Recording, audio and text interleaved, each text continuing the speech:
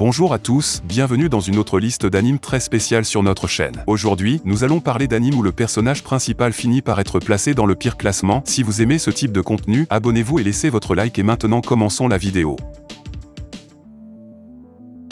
Suma Yukira cuisine aux côtés de son père Juichiro depuis aussi longtemps qu'il se souvienne. En tant que sous-chef du restaurant de son père, il a passé des années à développer son expertise culinaire et à inventer de nouveaux plats pour épater leurs clients. Il aspire à dépasser les compétences de son père et à reprendre le restaurant un jour, mais il est choqué d'apprendre que Juichiro ferme la boutique pour prendre un emploi à New York. Plutôt que de suivre son père, Suma se retrouve à s'inscrire à la prestigieuse Totsuki Culinary Academy, où seuls 10% de ses étudiants finissent par obtenir leur diplôme. L'école est célèbre pour ses shokugeki, des compétitions de cuisine intenses entre étudiants souvent utilisés pour régler les débats et les arguments. Juichiro dit à Suma que pour le surpasser et survivre les 3 prochaines années à Totsuki et y obtenir son diplôme, le programme brutal de l'académie et le corps étudiant férocement compétitif attendent le jeune chef, qui doit apprendre à naviguer dans l'environnement perfide s'il veut avoir une chance de réaliser ses rêves. Mais la compétence seule suffit-elle pour lui permettre de se hisser au sommet ? Il semblait que ce serait une journée normale pour Ganta Igarashi et ses camarades de classe. Ils se préparaient à faire une excursion scolaire dans un certain parc d'attractions de la prison appelé Didman Wonderland, où les condamnés accomplissent des actes dangereux pour l'amusement des spectateurs. Cependant, la vie de Ganta est rapidement bouleversée lorsque toute sa classe se fait massacrer par un mystérieux homme en rouge. Encadré pour l'incident et condamné à mort, Ganta est envoyé dans la prison même qu'il était censé visiter. Mais le cauchemar de Ganta ne fait que commencer. Le jeune protagoniste est jeté dans un monde de détenus sadiques et de pouvoirs énigmatiques, pour vivre dans la peur constante du collier mortel placé autour de son cou qui n'est ralenti qu'en gagnant au jeu mortel de la prison. Ganta doit parier sa vie pour survivre dans un endroit impitoyable où il n'est pas toujours facile de distinguer un ami d'un ennemi, tout en essayant de trouver le mystérieux Redman et d'effacer son nom dans Didman Wonderland. Dans un futur lointain, l'humanité a été conduite à la quasi-extinction par des bêtes géantes connues sous le nom de Klaxosaures, forçant les humains survivants à se réfugier dans d'immenses villes forteresses appelées plantations. Les enfants élevés ici sont formés pour piloter des mechas géants connus sous le nom de Franixix, les seules armes connues pour être efficaces contre les Klaxosaures, par père garçon-fille. Élevés dans le seul but de piloter ces machines, ces enfants ignorent tout du monde extérieur et ne peuvent prouver leur existence qu'en défendant leur race. Hiro, un aspirant pilote Franixix, a perdu sa motivation et sa confiance en lui après avoir échoué à un test d'aptitude. Sautant sur la cérémonie de remise des diplômes de sa classe, Hiro se retire dans un lac de la forêt où il rencontre une mystérieuse fille avec 2 cornes qui lui sortent de la tête. Elle se présente sous son nom de code 02 qui est connu pour appartenir à un tristement célèbre pilote Franixix connu sous le nom de Partner Killer. Avant que Hiro ne puisse digérer la rencontre, la plantation est secouée par une attaque soudaine de Klaxosaures. 02 engage la créature dans son Franixix, mais elle est lourdement endommagée dans l'escarmouche et s'écrase près de Hiro. Trouvant son partenaire mort, 02 invite Hiro à piloter le mecha avec elle, et le duo bat facilement le Klaxosaure dans le combat qui s'ensuit. Avec un nouveau partenaire à ses côtés, Hiro a eu une chance de se racheter pour ses échecs passés, mais à quel prix ?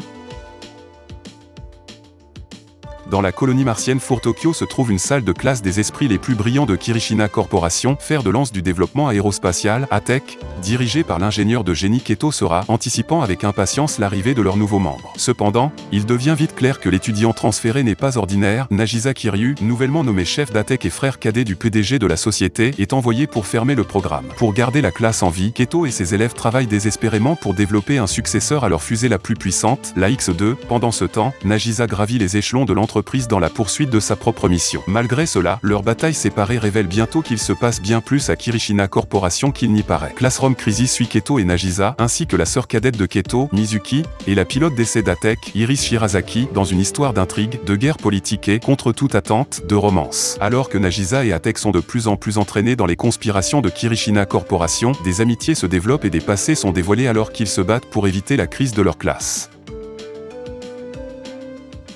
Il existe peu d'humains dans ce monde capables de manipuler leur âme pour former des armes puissantes. Surnommés Blazer, ces personnes étudient et s'entraînent à la prestigieuse Aga Academy pour devenir des Mage Knight. Parmi les étudiants se trouve le soi-disant Eshekiki Kurogan, le seul Blazer classé F. Cependant, lorsque le pire étudiant de l'académie voit Stella Vermillon, une Blazer classée A qui se trouve être également une princesse, nue, elle le défie dans un duel aux enjeux désastreux, le perdant devient l'esclave du gagnant. Il n'y a aucun moyen que Stella puisse perdre, n'est-ce pas? Alors qu'il essaie de prouver sa force à un monde qui le croit le plus faible, Iki gagne de nouveaux amis, de la sagesse et de l'expérience.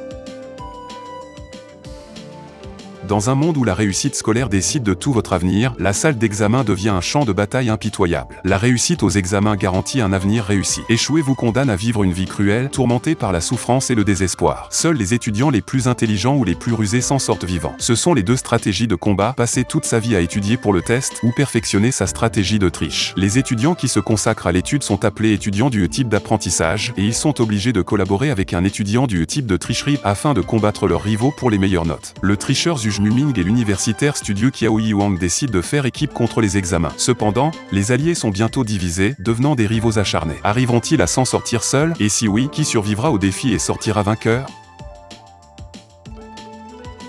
Stas Charlie Blue des Impoderoso Vampiro que gobierna el distrito est de Demon World. Seguin los rumors, es un monstruo sanguinario y despiadado, pero en realidad, Stas est solo un otaku obsesionado con la cultura japonesa y completamente desinteresado en la sangre humana. Dejando la gestion de su territorio a su subordinado, Stas pasa su día holgazaneando, disfrutando del anime, el manga y los jugos. Cuando Fuyumi Yanaji, una chica japonesa, atraviesa accidentalement un portal que conduce al mundo de los demonios, Stas se lena de alegría. Pero justo cuando comienza a sentir una atracción inusual por ella, su territorio est atacado, ello que resulta en la prematura muerte de Fuyumi. Ella se convierte en un fantasma errantistas, cabizbajo, jura resucitarla, ya que esto significaría poder viajar al mundo de los humanos, algo con ello que siempre ha sonado. Blood Lad siga Stas y Fuyumi, a los que pronto se unirán el mago espacial Bell y el medio hombre lobo Wolf, mientras viajant para encontrar una magia que pueda devolver la vida a los humanos. L'Académie Fumizuki n'est pas un lycée japonais typique. Cette institution unique a mis en place un système nouveau et innovant pour trier ses étudiants. À la fin de leur première année, les étudiants passent un test qui divise le corps étudiant. Les meilleurs scores sont placés dans la classe A jusqu'à la classe F pour le plus bas des plus bas. Malheureusement pour Aki Izayoshi, son soi-disant grand intellect n'était pas tout à fait suffisant pour un tel test et il est maintenant coincé au bas de la classe F. Naturellement, la classe F a les pires installations, non seulement des tatamis pourris et des tables cassées, mais aussi des équipements obsolètes et des meubles usés. Du bon côté, son ami Yuji Sakamoto est dans la même classe, et à la surprise générale, la fille de génie Mizuki Imeji s'est également retrouvée dans la même classe en raison d'une fièvre imprévue le jour de l'épreuve. Insatisfait de leurs avantages, la classe F se rallie derrière Yuji, déterminée à affronter les classes de niveau supérieur afin de saisir leurs avantages en utilisant le système examination Summon Battle de l'école. Les participants peuvent invoquer des personnages fantastiques, dont les niveaux de puissance sont égaux aux résultats des tests de leurs élèves, dans une bataille totale. La classe F pourra-t-elle se hisser au sommet ou sera-t-elle à la hauteur des attentes de chacun et échouera-t-elle?